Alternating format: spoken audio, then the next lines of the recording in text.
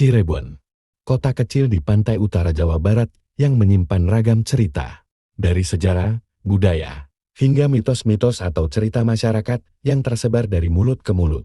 Mitos-mitos memang melekat di beberapa tempat di Cirebon, sebut saja di kawasan keraton, jalan, hingga bangunan zaman dulu. Bahkan, beberapa di antaranya merupakan mitos yang sangat akrab di telinga masyarakat. Mitos lainnya adalah tentang kisah perawan Sunti yang ada di Taman Air Gua Sunyaragi. Dan masih banyak mitos lainnya yang ada di Cirebon.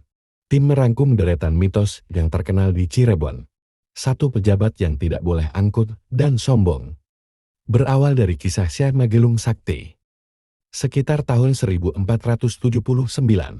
Sakti Mandraguna yang angkuh. Syekh Magelung Sakti merasa tak bisa dikalahkan. Ia menantang siapa saja. Syekh Magelung Sakti pun mencari lawan yang mampu memotong rambutnya.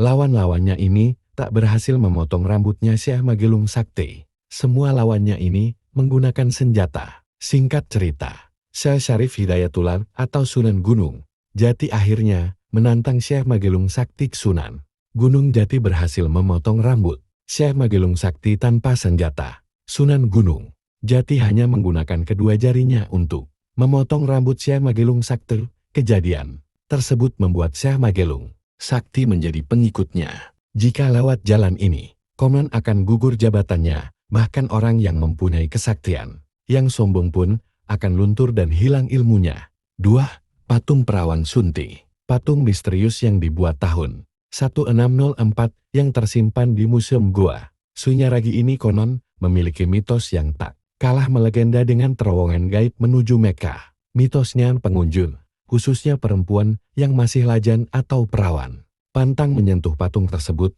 karena diyakini akan sulit mendapat jodoh.